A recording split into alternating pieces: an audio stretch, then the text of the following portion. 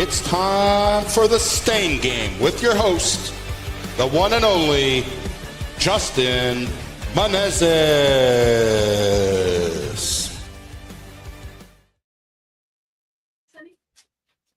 Hey, good morning, good evening, good afternoon, whatever time it might be. This is Justin with the Stain Game podcast. And tonight we have a very special guest, Craig Eubanks of Fence Guy Friday. Craig, welcome to the show. Thank you for being on. How are you doing tonight? Pretty good. Pretty good. I'm about to say I like the intro. That was pretty cool, like a little boxing match type thing. That was pretty cool.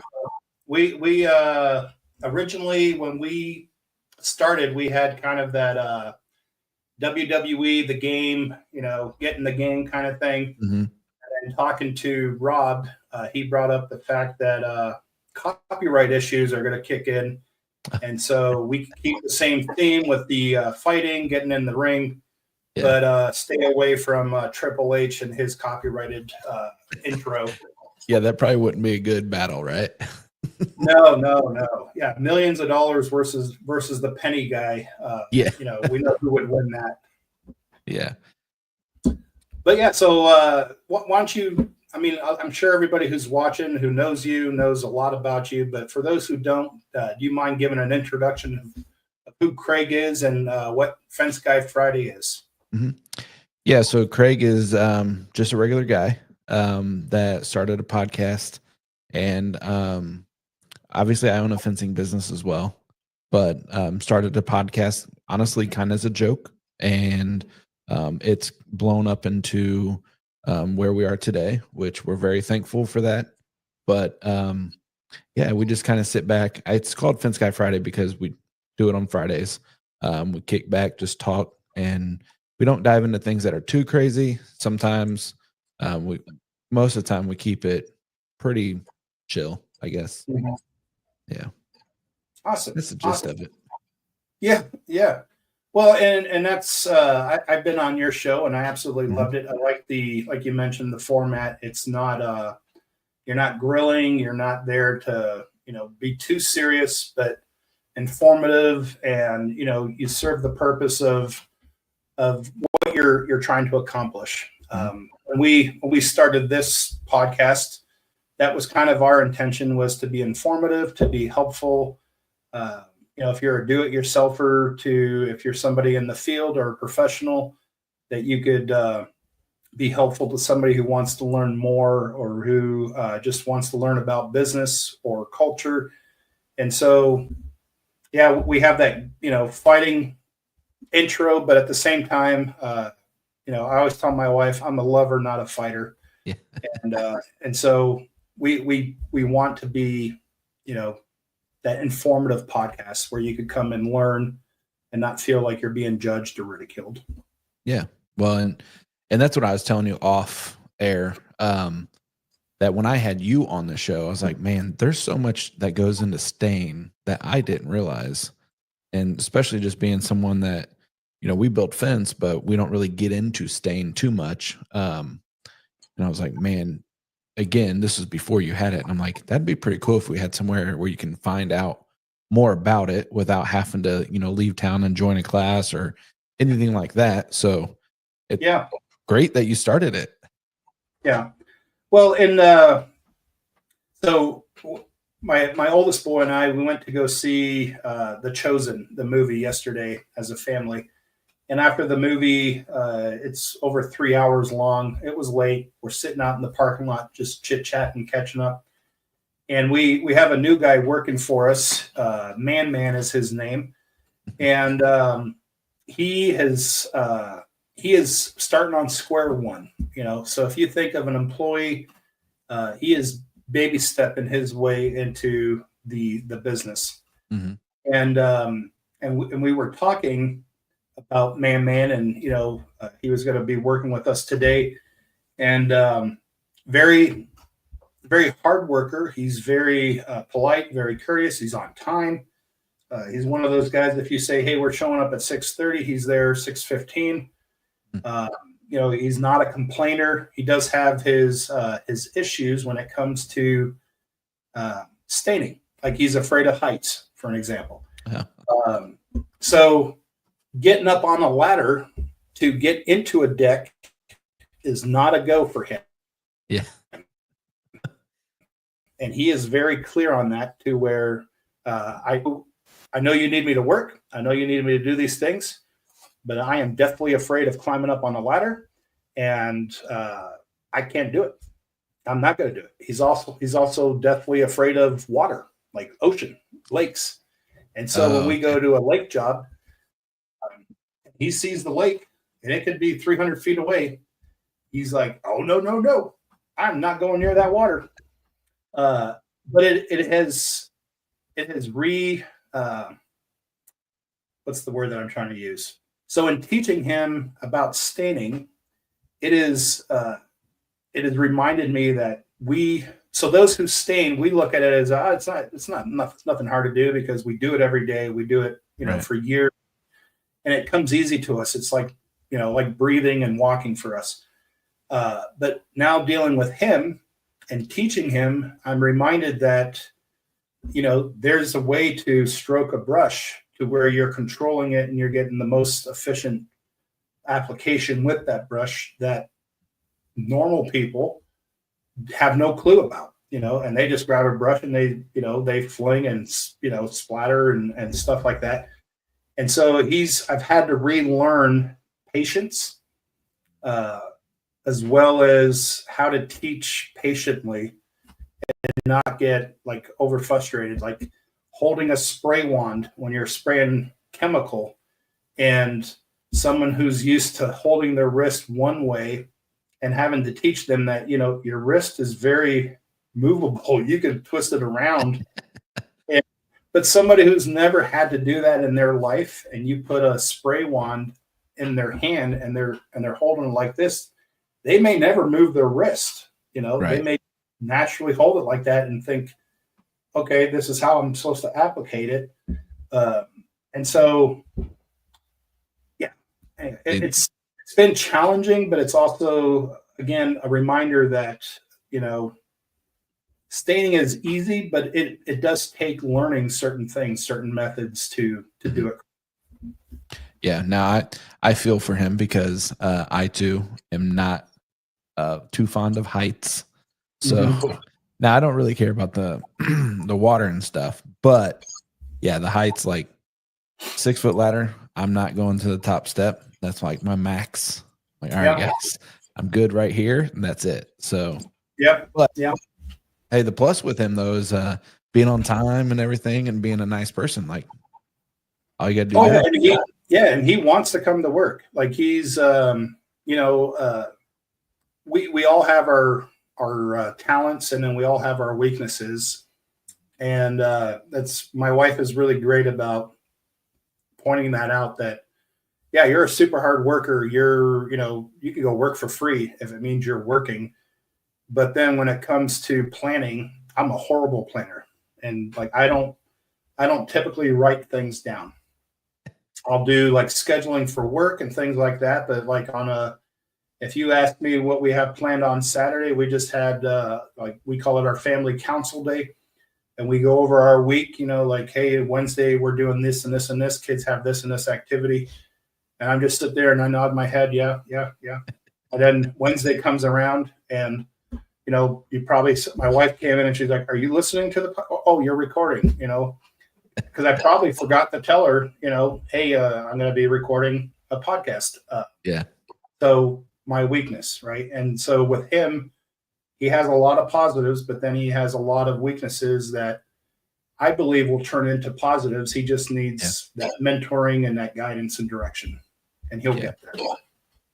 Yeah, that's good. That's good that it's always good to have those kind of guys around, which on our last podcast, we had Kevin Lint, and he had a very good thing about having like a positive negative, or a negative. I can't remember, but it was some type of square, and then he placed all of his guys or gals in their spots, and then like the way that he worded it, I was like, man, every company should probably do that.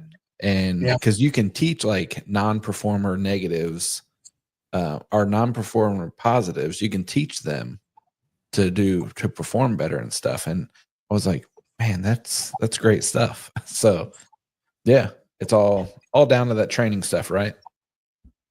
Yeah, and it could be eye opening, like you mentioned. Like so in the guard, there's times where we do. Usually, it's in November. We do check the box drill. You're doing your sexual harassment retrain. You're doing your cybersecurity retrain, your EO, and a lot of it's just PowerPoints. Death by PowerPoint. You're sitting there and you're trying to stay awake. You're drinking 8 or 9 energy drinks in a day because you're just bored to death. This last November, we had a contractor, former sergeant major, who now contracts with the military. And he came in and he kind of talked a little bit about that, where he had us all place on. So he had 2 columns and he had us write down what we considered to be our strengths. And then we handed our paper to the person to the left and asked them to write down what they thought our weaknesses were. And so if you didn't know the person beside you, you know, whatever it might be, but most units, you kind of know each other. Yeah. And then he hands it back to you, after 10 minutes, you write down whatever you think weaknesses are. And then now you pass it to the person to your right, and they write down what they think your strengths are. And the whole objective of it was that sometimes it's easy for you or I to sit there and say, well, me as Craig, I'm good at X, Y, and Z, and I'm really, really good at, WXQ. But someone outside of our bubble may sit there and go, well, Craig really isn't that good at this, or Justin really sucks at this. Yeah. And so it was really eye-opening to see what others saw as your positives or your strengths, as well as your weaknesses. And the whole purpose of it was you have your strengths that you believe, and then if you match them. And so there were individuals there, men and women, who others saw their strengths, who saw what I consider to be a strength, a weakness. And then vice versa. Others saw your strengths to be your strength. And so what he encouraged us to do is take that list, and in 2025, because this was like November 2024, is take that list of weaknesses and make them into strengths. So make them a positive instead of a negative. And then the following year, he hopes that if you do have that same person, that they have seen you transform those weaknesses into strengths. Yeah, that's good stuff, man. Yeah. I don't know if it would be very interesting to see, like, to be in a room full of people that and to get that feedback from other people. That'd be pretty cool to do. Yeah. And like I said, most times we're all sitting there, one of the things that we're encouraged to do, if you find yourself wanting to fall asleep, you stand up, go to the back of the room. And, but with that one activity, I would say it was probably the most engaged during the whole weekend, that we were all actively involved, because now you're sitting there going, okay, if this is my strength, I'm going to write it down. But, what's, Sergeant First Class going to say about me? Or what's the major who's sitting beside me? What's he going to say is my weakness? And so we were all kind of on our tippy toes, looking around and trying to figure things out. But sitting back, teaching, there's things so I do riot control. I usually handle and I'm in charge of the front line. And one of the things that was brought out about a weakness that I have is that I get a little aggressive when it comes to doing training. I believe in train to fight, not train to train. And so one of the things that was pointed out was my training. Be less aggressive, be more patient. And so with dealing with this new guy, I'm trying to be more patient and not just son of a gun, dude, just your wrist can go 360 around, dude. But it's man, you have a tip, and that tip puts out a fan, right? And you want that fan to be flat and go down with the grain of the wood. You don't want it to cut into the grain of the wood. And so if you're holding it and it's like this, all you got to do is flip it around, but being patient, so like the first day we did that, I was like ready to be like, this is not going to work. This is just not going to work. But now that we moved him into the staining aspect of things, he's catching on pretty quick. Like he's realizing, hey, this is why we stain the outside first before we stain the inside, because he brought this white Nike. I told him, I was like, hey, we're going to get dirty. We're going to get wet. Don't bring nice clothes because you're going to ruin them. And so he had on this, he was, talking about, I got this Nike shirt and da-da-da-da. And I'm like, okay. I mean, I told you. And so, again, he's staining. And before we started, I was like, hey, we hit the outside, because as we're leaning over the outside, you don't want to hit the inside because you're going to get stain on you. And you're going to have to rebrush where you just soaked up the stain on your shirt, on your chest, your stomach, wherever you're leaning. And so sure enough, he forgot. And he hit the inside, and I didn't say anything. I'm like, he's going to learn today. Yep. I already explained it to you once. Now you're going to see why we stain the outside before we stain the inside. And so he got done the section of rail on the inside, and he leaned over. And I'm just sitting there going, okay, how long is it going to take before he realizes he's soaking through? He's soaking that $65 sweatshirt. Well, and then a couple of minutes later, he's like, man, I'm getting all wet. And then he's looking at his nice white, Nike. It says Nike with a swoosh, and it's got Jordan on there. And now it's got pecan. And he's like, dang, I forgot. And I'm like, what's the first lesson? Stain the outside, not the inside. All right. That's, your shirt's ruined. So if you want to keep soaking up stain, you're going to go home with a pecan tan underneath that shirt. But I bet he doesn't do that again. So today we did a solid stain deck, and my oldest boy was with him staining, and my oldest boy is very patient. One of the things I love about him is easygoing, very meticulous, very conscientious of what he's doing. A great leader. Like he's our foreman. I look at him as like, if I go to a job, that's who I want to be there for quality assurance, to deal with customers.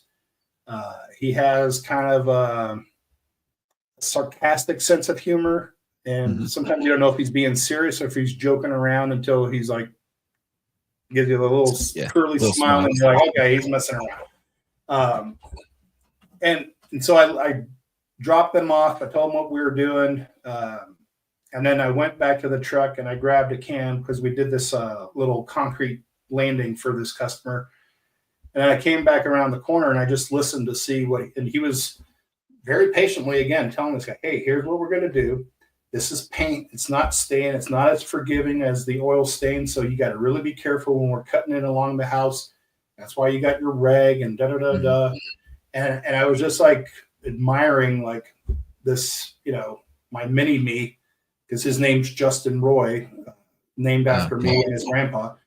And I'm listening to him and he's like walking this kid, details of details. This is why you got to be careful. This is, but make sure you got your rag. You got your rag. Yeah, I got my rag. Is it wet? Yep, it's wet. Does it have cleaner on it? Yep, it's got cleaner. All right, where are we going to hit first? And he's just going through the steps. They haven't even touched anything yet, but he's just verbally teaching him and getting him prepped. And then before they left, after they stayed in the deck, I was like, so how did everything go? And he's like, well, it was a little rough at first, but after about half hour, he had everything going and we knocked that deck out and we were done, and took us a couple hours and we were good to go. And I'm like, awesome. Perfect. I heard you teaching. Is that my dog barking? I think that's my dog. I was like, that sounds just like my dog. Yeah, that's my dog. She likes to bark. Yeah, so does mine. That's why I was like, oh my gosh. No.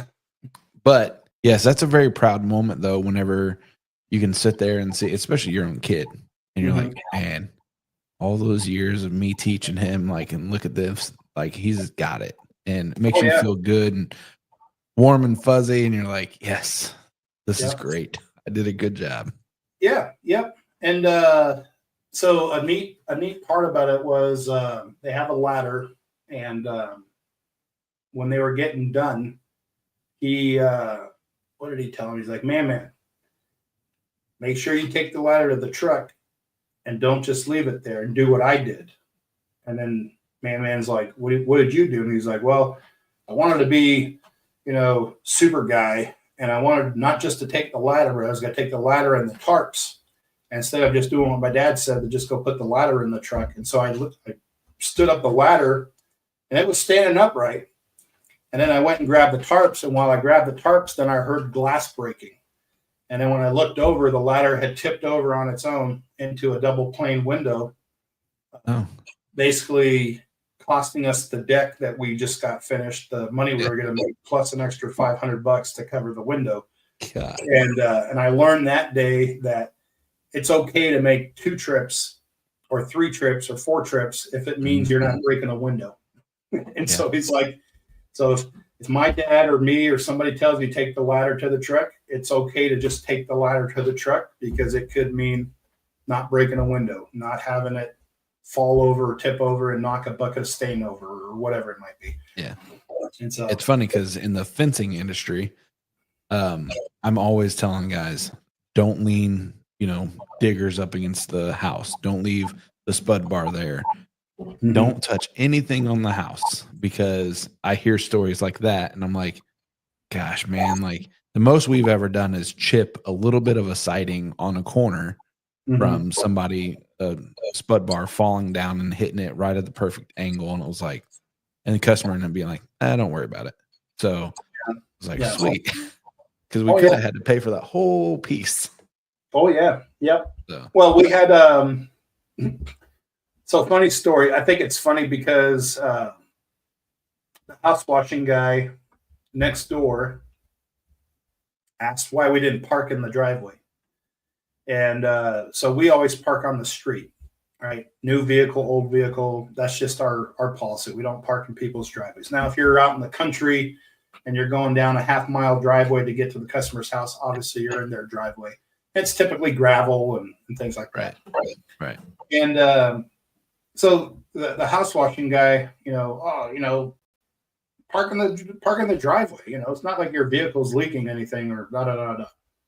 It's just better safe than sorry. We try to leave things better than we found it. And if we park in a driveway, whether it's air conditioning, coolant, whether it's, you're all of a sudden you start dripping oil, or in our case, worst case scenario, a bucket of stain starts dripping and it's leaking stain, and you might not notice it until you move, and then you've got like a drip underneath, whatever it might be. And he's like, well, sometimes, we get overcautious, and 30 minutes later, the pressure washer on his truck, which is in the customer's driveway, starts making a weird rattling noise. And his water hose had kinked up, and so he had no water flow into the pressure washer. And we heard sounded like a little explosion. Yeah. And then we hear him cussing and screaming, and it's just him. He's talking to himself. Nobody's home. And I guess whatever had happened had caused something to start leaking fluid. And it did not just leak into the back of his truck. It was leaking out of the truck onto this customer's nice driveway. And so he's cussing and he's screaming, and he's like, and I look over at my guys and I'm like, that right there is why we park on the street, because you never know when something's going to happen, because at that point now it's your fault. The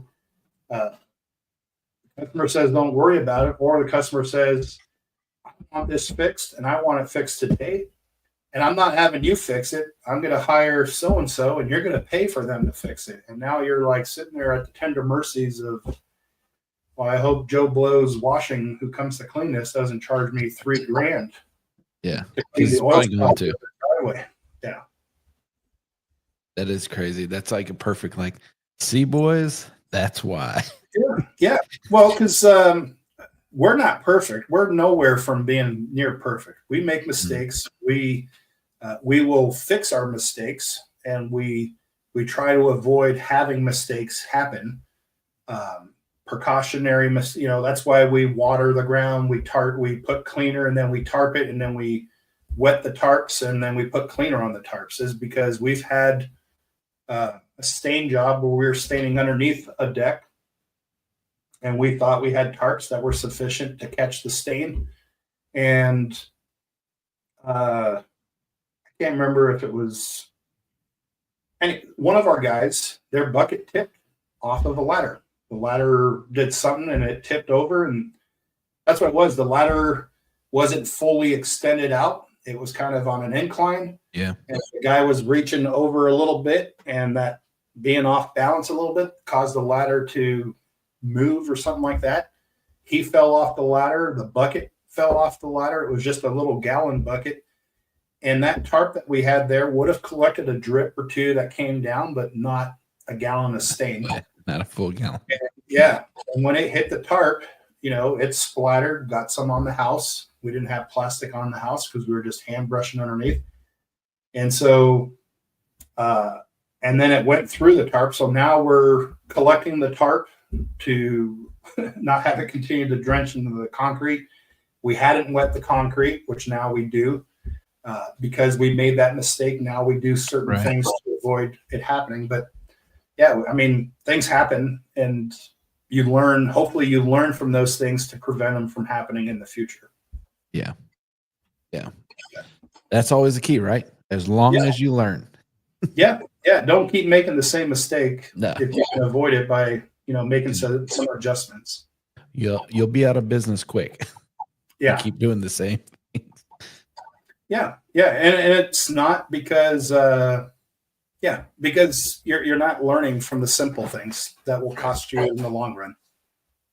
Both financially and customer wise. If you're one of the things we try to teach our workers, our employees, is that not that the customer is always right, because the customer is not always right, but that a positive experience with a customer is difficult to get a Google review. Not all the time, but it's harder to get a positive Google review than it is to get a negative Google review. And so if you screw things up, that customer, at least it seems like to us, will go out of their way to let everybody and anybody know that, Joe Blow ruined their fence, or Joe Blow got stain on their car, especially if you're not making it right. Like if you just ghost them and ignore them, they will go out of their way to make sure everybody knows that you stay away from that contractor because of X, Y, and Z. But if you do a great job, you may have to hound them a few times to get that Google review or that positive feedback. But if you screw up and you don't take accountability, they will go through mountains very quick to make sure people are aware of how bad you do things. Yes. That's crazy how that works, though. It's like, come on now. Yeah. But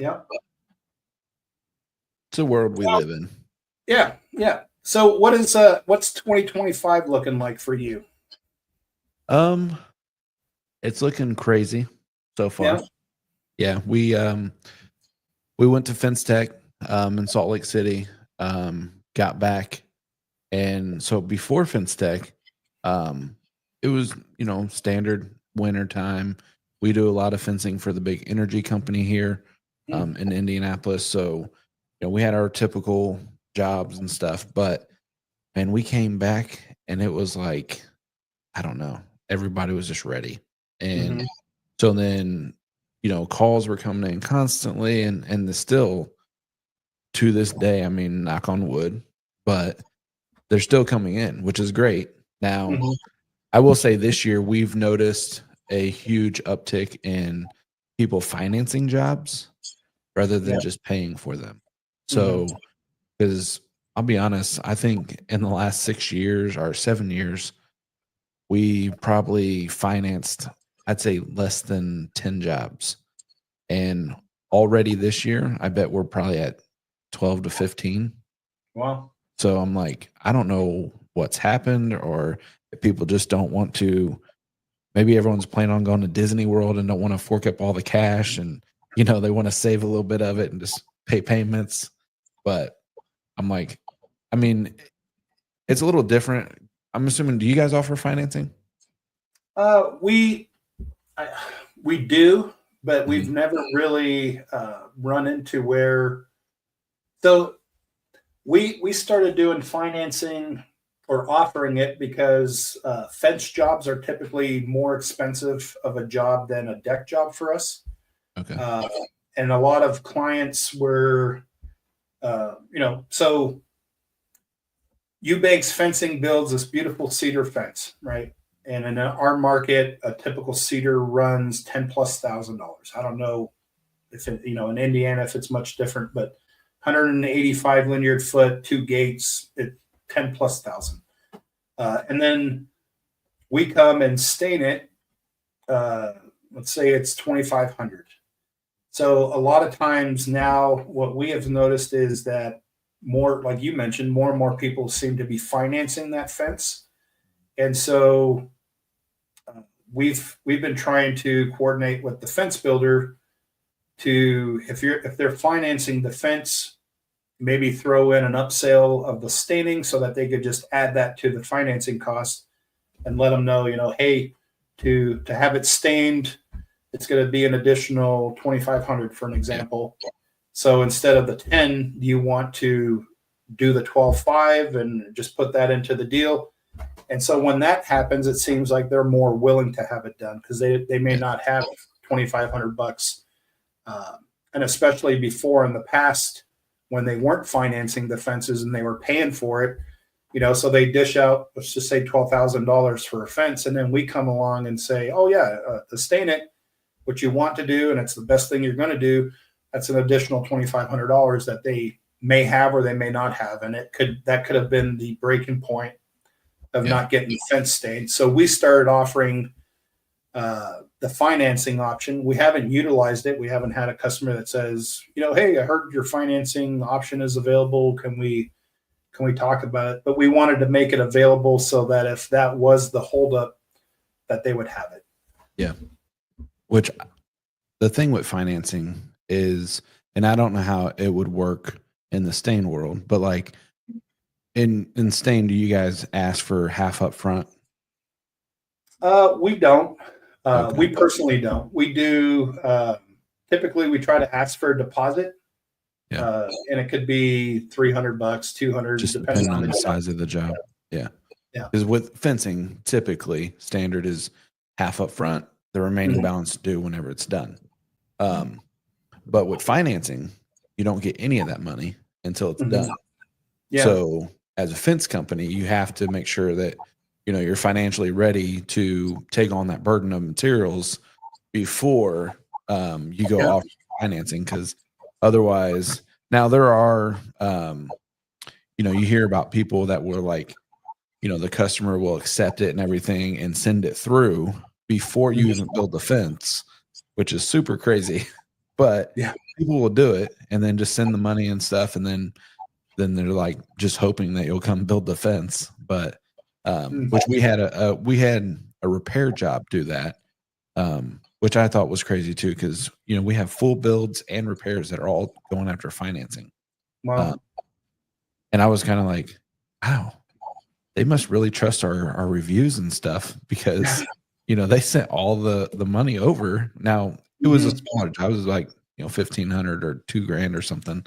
So, and then it was like, dang, that's pretty crazy. So yeah, it was different, but it's been a very busy year. And to kind of go back to your question, we have already sold the biggest commercial project that we at Eubanks Fencing has ever done. Oh, wow. So we're super excited for that. And then we're probably going to do the biggest tent panel job that we've ever done, which was a little over 3,200 feet. So we were super excited for that. It's like we're breaking a lot of new things for Eubanks Fencing this year. So that's awesome. We're excited to see where it goes. Yeah, that's really awesome. That's great. Always breaking new barriers and setting new records is great. Yeah. And scary at the same time. Yeah, it can be. I mean, we had a bid last year that kind of put us in a situation where we're like, do we do this? Do we not do it? We don't want to really say no to the possibility of doing this super large exterior project. Yeah. But then I think we way overpriced it, which we were perfectly fine with because we wanted to have plenty of wiggle room in case, we ran into a hiccup of time or it took longer than what we expected it to. And it got me worried because we were 15,000 above like the next guy or the next company. And then the school district kept contacting me and asking like follow-up questions and more follow-up questions to where I was like, oh crap. This is looking like this is looking like we're going to do this, and when are we going to do this, And so then I pulled the trigger on the question of like, are we doing this or is this just your standard follow-up, because it's sounding more and more like you're getting ready to pull the trigger to say for us to go. And if that's the case, I need to know ASAP so that we don't schedule anything for the spring because this is going to take weeks to do. And which he then in return was like, well, we haven't made a decision because we haven't gotten the grant that we're hoping to get to actually do this project. And I'm like, oh, okay. Because I'm like, Dan, we're booked up till June as of right now, at least June. And I'm like, how are we going to fit in, a 3-week project on top of everything else we got going on? Plus, Edwin, the guy, one of our full timers, he just went and he's doing basic training. And so he's gone. And so now it's me, man who works part-time. And then my son who works part-time because he's going to school full-time.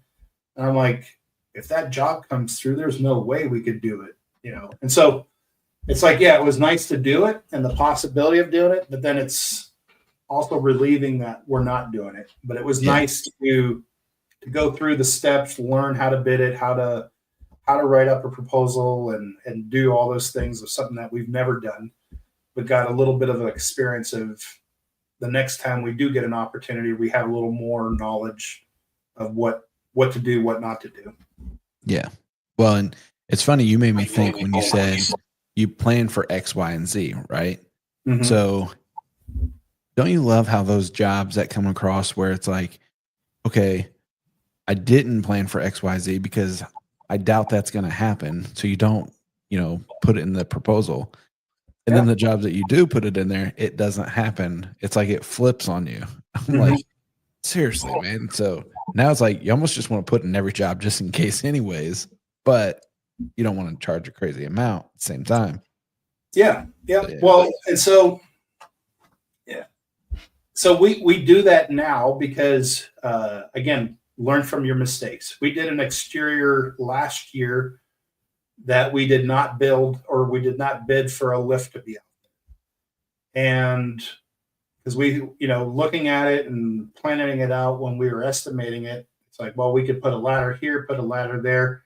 What we didn't know or realize was that they were going to have a bunch of landscaping done before we came out to paint.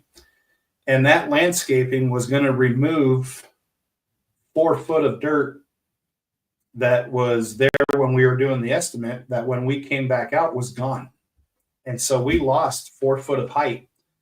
And not just 4 foot of height, it was now a slope because as they took away that dirt to put in a landscaping wall further down on the property, now we didn't have a flat section to put the ladder on because now it's a hill. And the only way to do it was to get a lift and not just a regular lift. You had to get one of those crane lifts to extend all the way up. And those aren't cheap. And if you're not budgeting that, that's out of pocket money. So now your profit level just came down significantly because you're renting a lift for a week that you weren't supposed to be renting. Anyways, so now whether we're going to use it or not use it, like you mentioned, this looks, we're painting this wall that I'm looking at. It's a simple wall to paint, but what if they decide they want to put cherry molding in there and then two-tone it and da da da da. So let's bid it to where if the unexpected kicks in, it's built in there to where we could do it. Or we'll put a sub line in there that, if a customer decides to add or whatever, then contract is null and void until new estimates agreed upon. That's interesting. Learn from mistakes and hope not to make them again. Take that one. Yeah. And it's interesting you say about financing because I swear on Facebook three times today, customer, like we'll see on your group pages, neighborhood pages where people are asking for fence companies, and then specifically fence companies who finance. And there was like 3 posts today that were asking for a company that finances. Yeah. So it must be like a trendy thing that's going on. Yeah. It's got to be. It's been crazy for us. Now, I don't know. I haven't had a chance to ask many other people about that because usually we get talking about other things. But so yeah, it'll be interesting to find out kind of how that is. But yeah, we'll see. We'll see how it goes. Yeah. Well, and it's a good option to have. Like you said, if you didn't offer financing, you're losing out on that opportunity. There's a deck building company here in town that is heavily pushing the financing option. And one of their ads on social media is very appealing. Something about has finances kept you from having your dream deck? And if that is the case, come to the company's called Deck Bros. Deck Bros eliminates that hurdle by offering 0% financing for 12 months and something like that.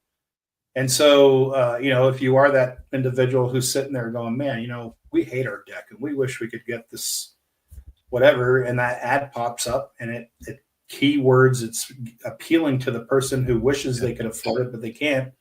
And then now they offer 0% interest for 12 months for you to finance that dream deck of yours, and one of the sales guys is a good friend of mine, and he says that he personally has sold 30 decks this year, all financed. Oh, wow. Yeah. And he's one of 3 salesmen that they have. Wow. But again, they're 0% interest for 12 months. And I don't know many other deck builders who are doing the same deal. Yeah.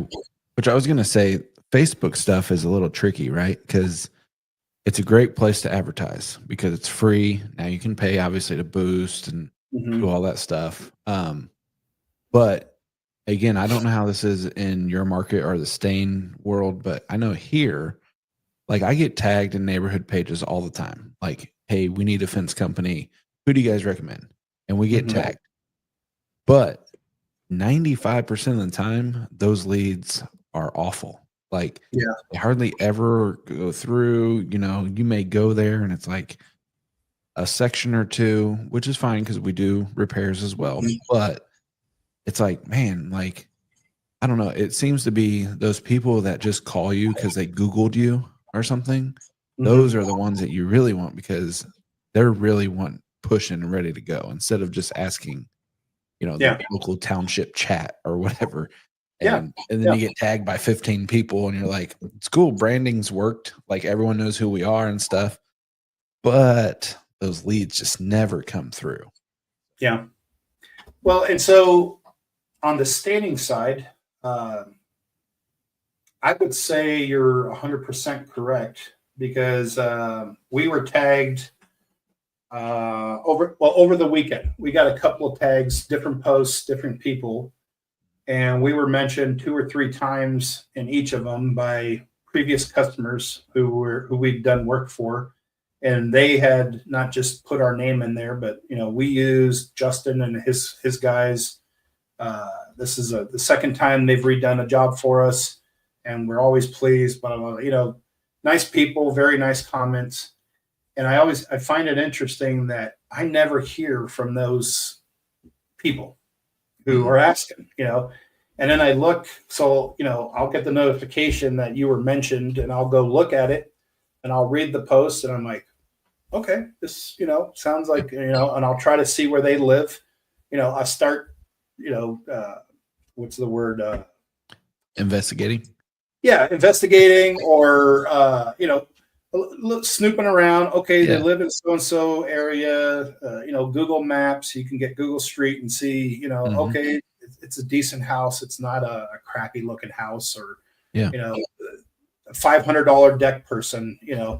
And then, but I always find it interesting. You see all the other people who are recommended in there who are tagged. And it's painters, it's landscapers, and I'm sure in the fencing world it's the same way. You get John's Lawn Care, who's bidding a brand new fence, and you're like, what's John Lawn Care doing?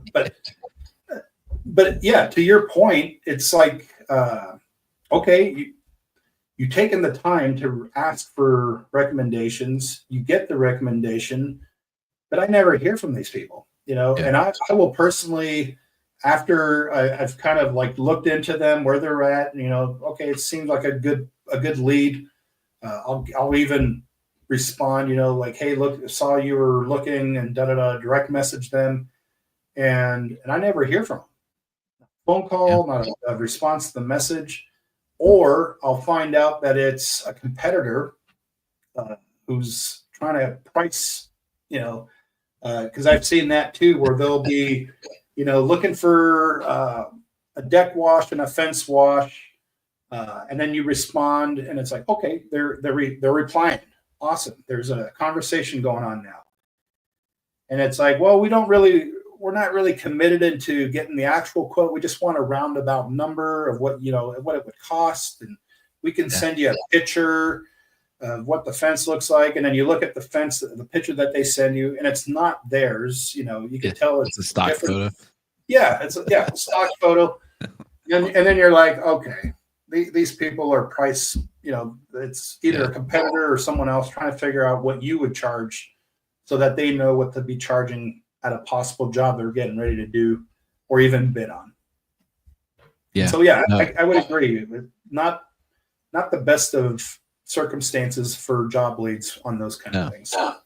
Now I have had people that will be like, oh, I seen a post where you were tag a bunched, and it wouldn't be their post. And then they'll be like, so, and then we looked into you, and then they're like, oh, well, and I don't know if this is, can I give shout outs to people? Yeah. Okay. Well, I'll give a shout out to Brand Builders. They built my website. So I get a customer, I go there, and we had like some tornadoes and stuff go through a week or two ago, something like that. And it demolished this lady's fence, right? So then she's calling like handyman, this guy, that guy, also does roofing, those type people. Well, then obviously somehow we get on the schedule, and I go there and I tell her the price, and she goes, oh, wow. And I was like, is it a lot? Like, I didn't know how to read the reaction. And she goes, well, I didn't think I'd be able to afford you, honestly. And I was like, why? And she goes, because your website and your Google and all that was just great. And it looked very professional. And I thought, there's no way I'll be able to afford this guy, but he looks like he knows what he's doing. So I'm going to see if I can come out. Yeah. And then I go out, and I'm like, and then what's funny is right before we go live, she texts me and goes, hey, sorry, I'm going to go with somebody else. And I'm like, what? So I'm like, you sit here and praise all this. Your website's awesome. Your Google ratings, 5-star. And I can't believe it's that cheap, because I wouldn't be able to afford. I didn't think I could afford it. So somebody else is doing it cheaper, and I'm going to go with them. Yeah. I'm like, yeah. Oh my gosh. Yeah. Yeah, yeah. So my son Christian, he does our estimates, and he and I were talking about one customer. We didn't get the job, and so it's not our customer, but very similar. It's like, we've seen you in our neighborhood, and you did so and so's deck, and I talked to so and so, and they had, they only said nice things about you, professional. The deck looks good. I've seen your work, and da da da da. And Christian's just sitting there, check, check, check. This is easy sale. Well, when would you like it done? He's like, I'm not even going to have to tell you about our processes. I'm not even going to have to sell you on us. You're selling us to yourself, Mm-hmm. And then she gets done, and he's like, so would you like to be added to the schedule? Or she's like, well, I'd like to know what the price is going to be. He's like, oh yeah, absolutely. And so he gives her the price, and he's like, a little bit higher, but within reason. We're scheduled a couple of months out, so we get to a scheduling point. It's now our prices aren't going up because we're that much better, but it's, if you want to get put into our schedule now, it's going to cost a little bit more than if you had been put into the schedule in February or even in March, because we have plenty of work to do. And if we're going to make the effort to fit you in, it's going to cost something.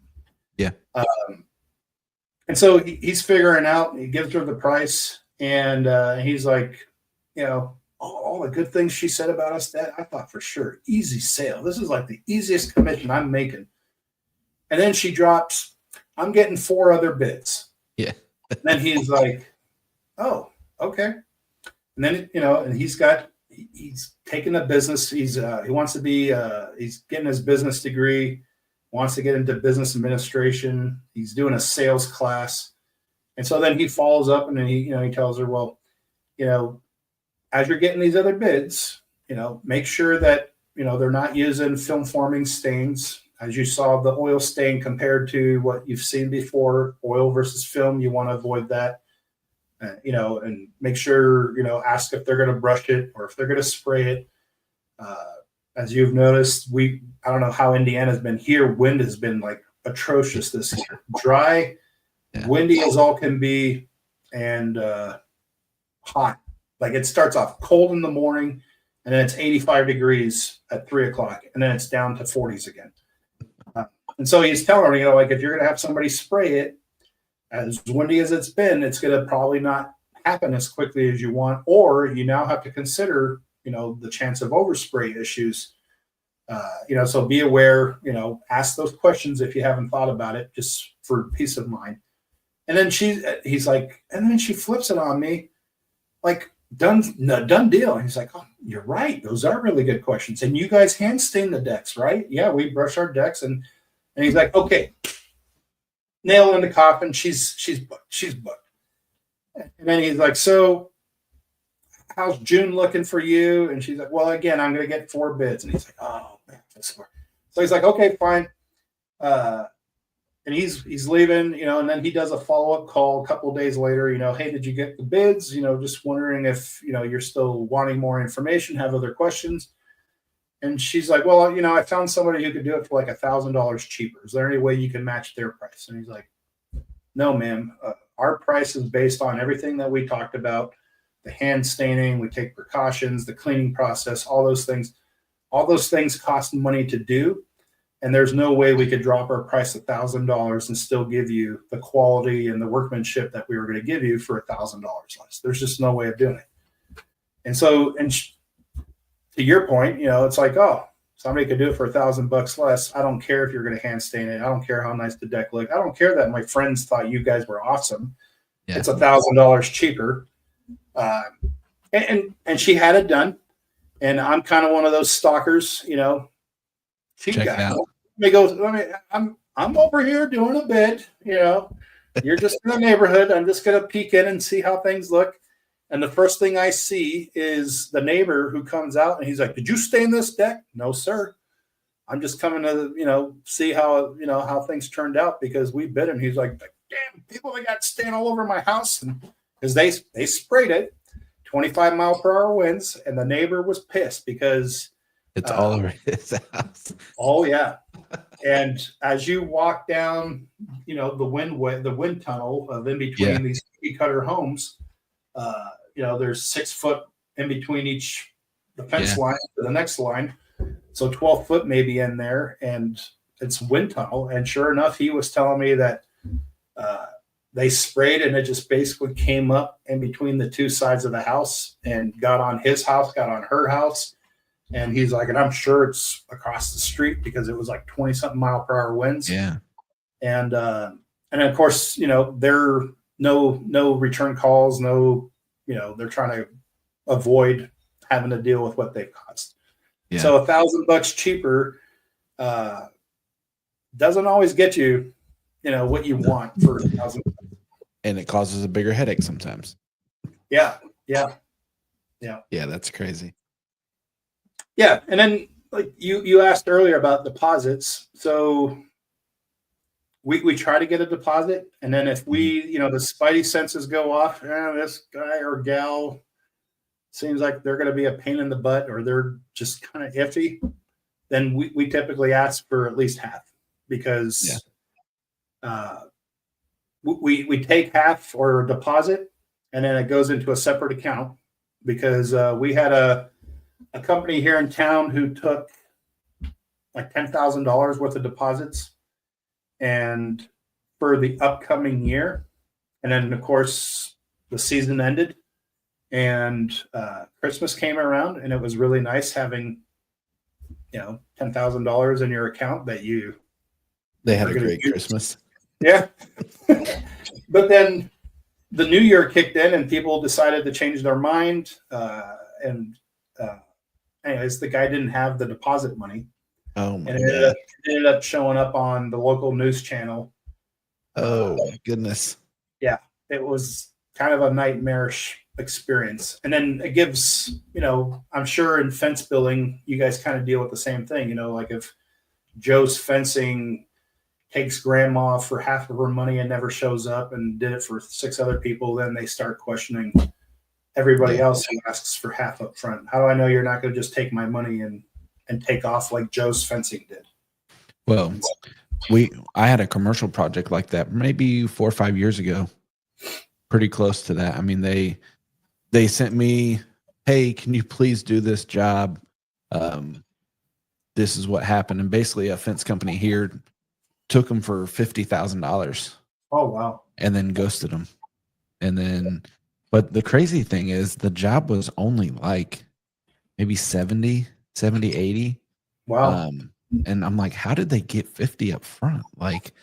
But apparently they had talked them into, material costs. Cause it was like, it was like COVID time, and materials were crazy. And so then now that company, they're no longer around. They're long gone and I'm sure sued, but yeah, I was like, gosh, man, that's a big chunk of change to just disappear on and forget it. Yeah. So we had here in Plattsmouth and Bellevue, I don't know if they hit Omaha or not, but there was a deck builder that did a similar deal. He was going around to older neighborhoods, like older residents who lived in neighborhoods, and offering a killer deal for deck replacement. And he was taking 20% down. And so if a deck, for an example, would cost $10,000, he could do it for $6,000. And then he would get $2,000, which was not, crazy for some folks. Right. Think of as a deposit to lock you in to get it done. And he did $200,000 worth of $2,000 here, $3,000 there. Wow. From elderly. BB, the Better Business Bureau, actually did like an investigation on it. And so for a long time, if we asked for a deposit, especially with older folks, that was one of the concerns that we would get from, you're asking for $300. How am I going to know you're going to do what you said you're going to do? I'm like, well, ma'am, it's May 15th. And we're planning on coming out May 17th, which is 2 days from now. It's Friday. So on Monday, if the $200 is really that much of an issue, I'll come and wash your deck, and then that way you can give me the 200 because I've washed the deck. If that'll make you feel better, but $200 is not worth me going to jail for. Yeah. Just so you know, $200 is not going to be the breaking point of, me ruining my life and throwing away my business and my family for $200. Now, some guy, who she referenced that took $200,000. Okay, that guy obviously is not a $200 deposit guy, right. And $200,000 is a lot more zeros than 200.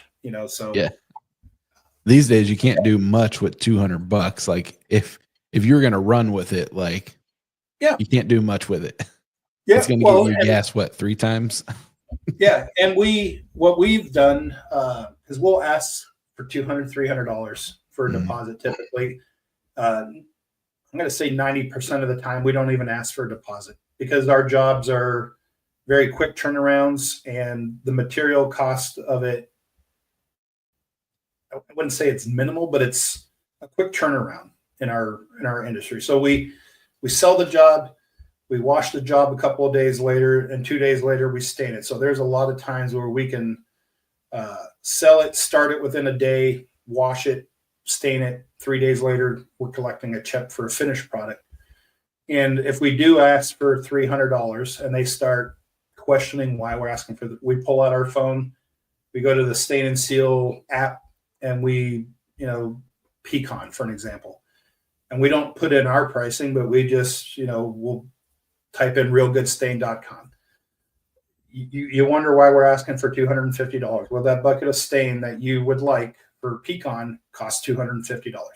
So there's your $250 to ensure that we can get the stain here to get your deck done and ensure that your product's going to be done. That's what the $250 is for. Yeah. And if you cancel within the next 48 hours, we'll give you back your $250, no questions asked.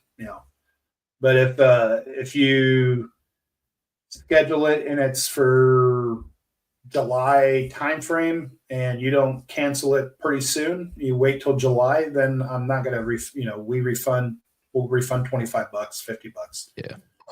Because you've taken a spot for 2 months that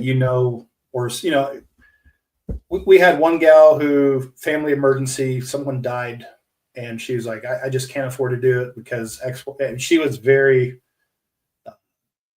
almost too much information, so-and-so died and there's finances or and the 200 and whatever, I think it was $300 deposit. And I was like, I think I gave her 400. I was like, here's your 300, here's an extra $100 for, help with funeral costs, flowers, whatever. In those cases, I have no problem giving somebody's money back, even if they were on the schedule for 3 months, because, none of us know if we're going to wake up tomorrow, in all reality. It's crazy to think about. Yeah. I mean, a friend, or not a friend, a guy that I know, 42 years old. He's 9 years younger than me. Health nut, runner, avid runner, runs like 12 miles a week. Died in his sleep. No previous heart disease concerns, and wife woke up. He was still laying in bed, which he normally doesn't. He wakes up early to go on a run, and she thought, well, maybe he's sleeping in, and realized he wasn't breathing and that he had died hours before. But 42. So yeah, that's crazy. Who knows? That's crazy because I'm 41. Oh, yeah.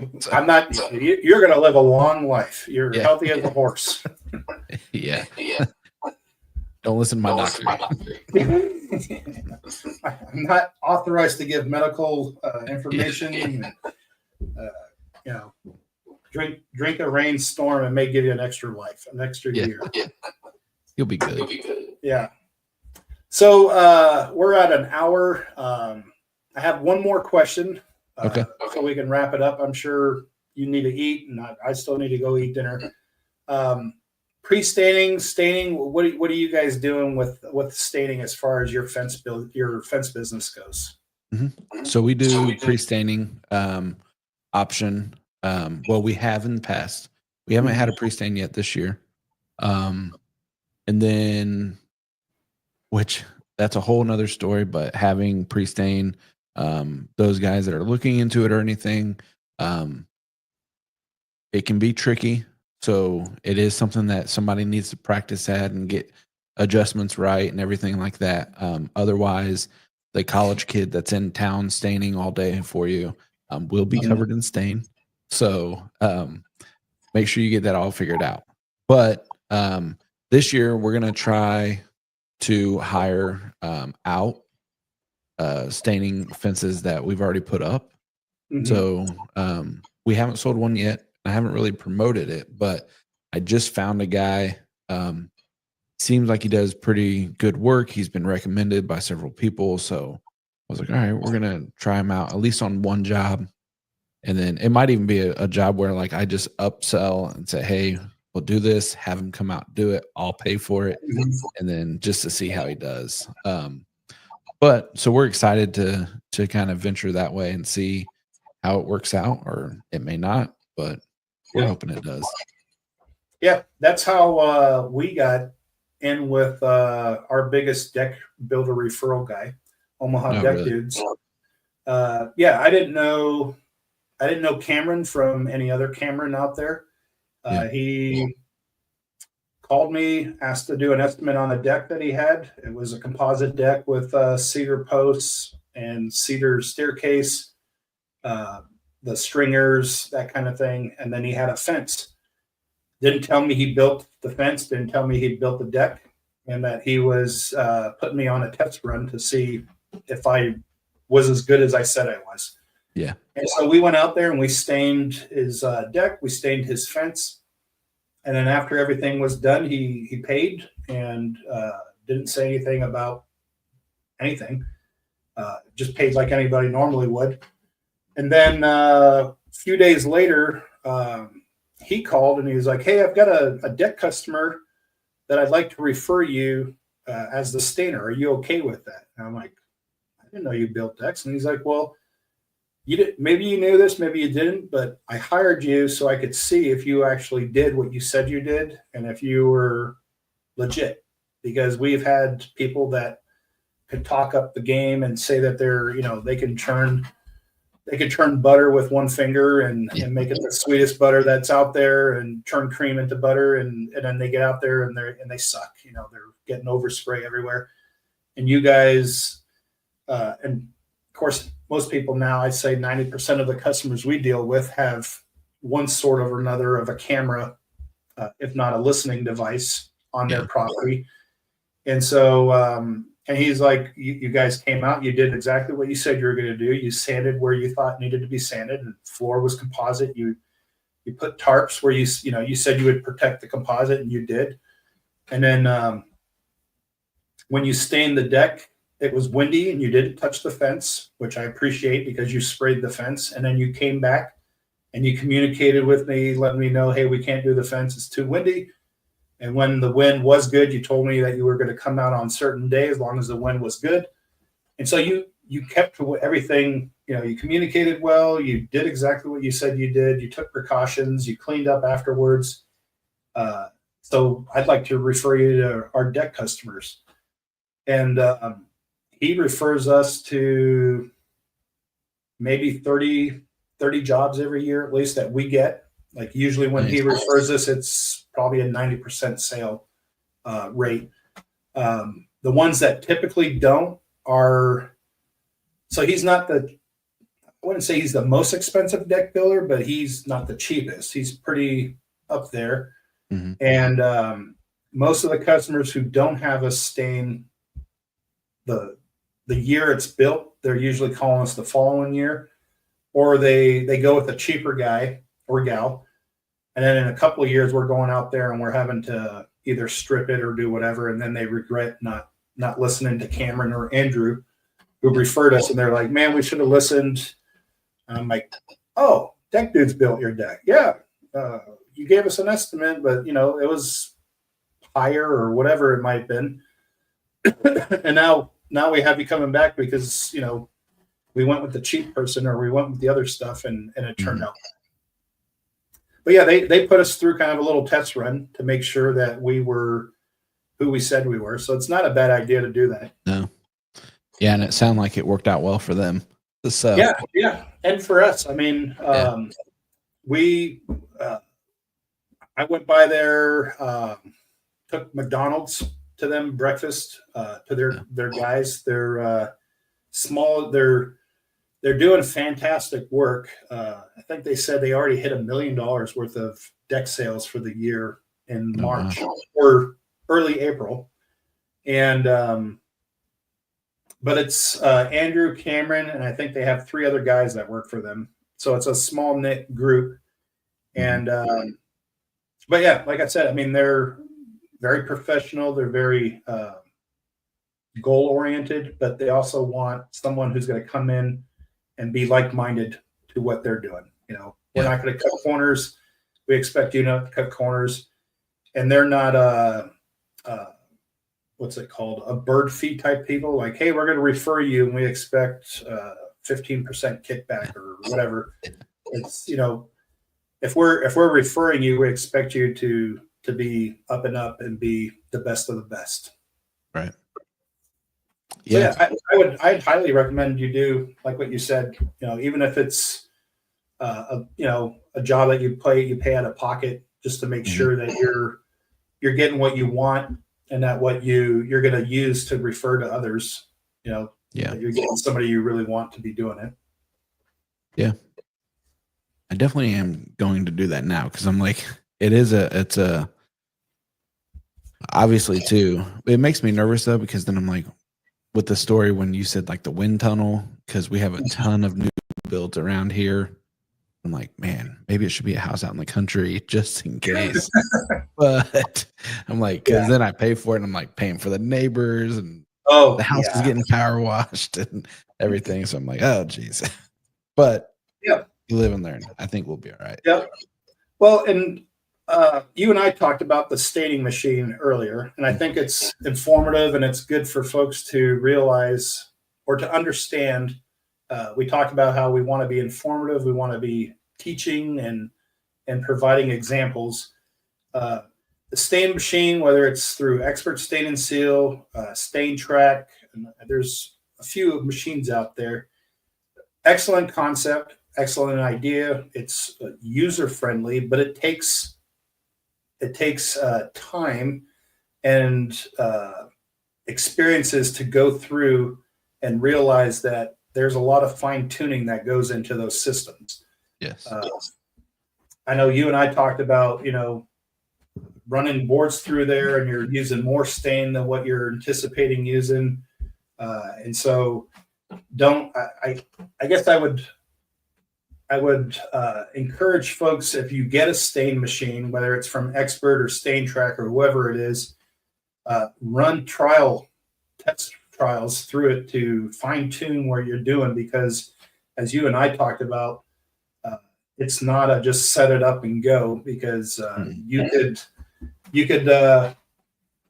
plan on 4 buckets of stain and you could set it up wherever, you know, at a job site, in the shop, wherever it might be, your backyard, garage, and have 4 buckets of stain and feel that's plenty of stain for what you're doing, and find out you're halfway through and you're already done with 4 buckets because it's either using too much or it's putting out too much. So yeah, great concept, great tool to have, but if you're in the mindset that you're just going to open the box, put it together, and get right to it and start knocking out things, you're going to find you're wrong. Yeah, that's not how it works. No, and in no way we're trying to put down the machine or the opportunity to get a machine. It's just that if you do invest in doing one of those things, take into consideration that you need to run it through some trials to figure out the right measurements, the right flow, brushes, and how resistant or how least resistant that they are, so that the boards are going through at a pace that you should want it to go through. Yeah, I agree. It does take some tuning. Yeah. It's like we talked about. It looks easy, it sounds easy, and then when you start doing it, you realize it's not as easy as you thought. And it's Chris Hearn, Done Right Fencing. I watched that guy build fence, and I always think like, man, he just makes it look so easy. And then he tells me all the years he's been doing it and all the mistakes that he's made and learned from those mistakes. And then I realized, yeah, if I tried to build a fence like he just did, it would probably take me a month because I just wouldn't know what to do. You know? Yeah. Same way with painting. I wouldn't know what to do. Yeah, it's the same. Yeah, it's so. I'd be calling you. Yeah, learn certain things. We learn something new every year, even though we're doing basically the same thing we've been doing for the last 11 years. We always learn something different every year. This year, or I guess last year's biggest takeaway from us was purchasing a fence armor brush. We typically buy the 4-inch Sherwin-Williams, Home Depot, Menards 4-inch brushes, and we go through brushes like crazy. We bought a fence armor brush after the event in Nashville in 2024, or was it 2023? Because this year was a virtual. Last year we went, and Al was talking about it. I bought one, and we are on job 52 with one brush. So that brush is for floors. We don't use them on pickets and rails. It's just too big of a brush. But we are on, tomorrow will be job 53 that we've used that one brush on. And it's still, yeah. So for us, cool brush though. I have it too. Yeah, it's a good brush. I mean, we use it for floors and for steps. And when we get done with it, I told folks, we take it, we put it on an extension pole because we don't have the handle on it. But we unscrew it off the extension pole and we just sit it in a bucket with the bristles down and sit it in there and let it just drain out. And then the following job that we're going to use it on, we pre-brush it to kind of loosen it up a little bit, run the little comb through it, and then and it's ready to go again. And so for us, we've learned that, yeah, we spend a little bit more money on buying the bigger brush, but on Al and I were talking about this, 50 jobs. I think we bought the brush for $40. So it's $1 a job so far that brush has cost us.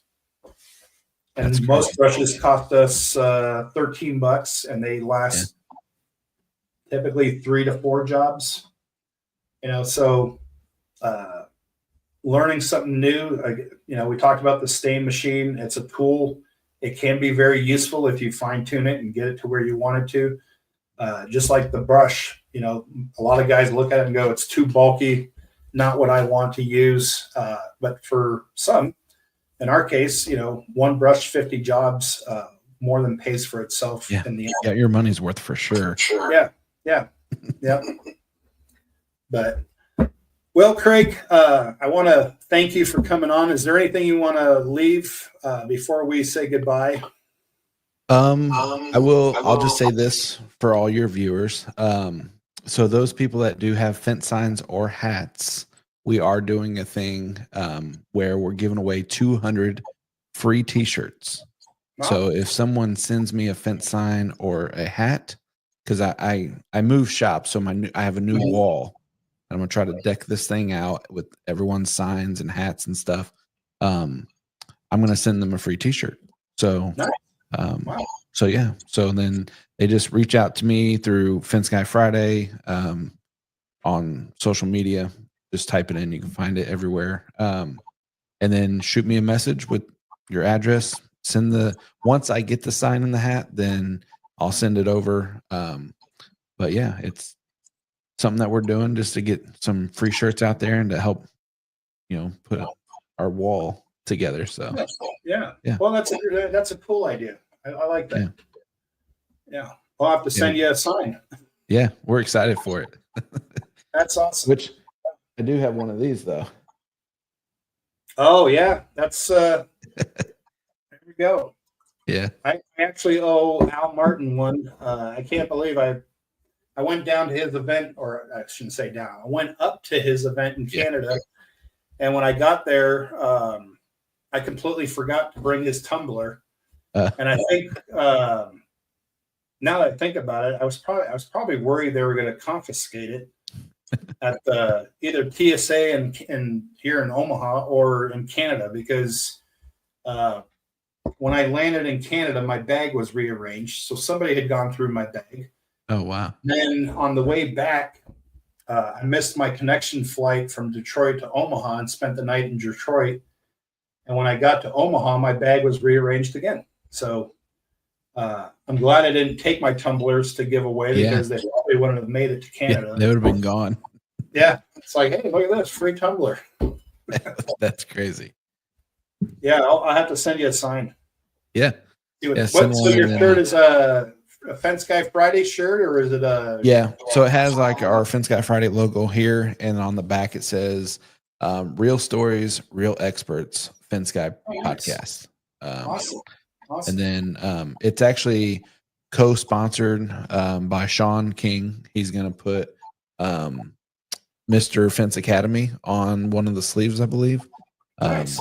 And then he's the one that honestly, he called me and was like, "Hey, I got an idea," and I was like, "Sounds good." So so we're rolling with we're rolling with it, and I was like, I'm super thankful that he did it and stuff. So 200 shirts we're gonna give out. That is awesome. I'll tell you what, I have a new level of appreciation for that guy. I did some siding staining for Chris Hearn, and he just got the post drivers that Sean uses, and I don't know if he sells or promotes.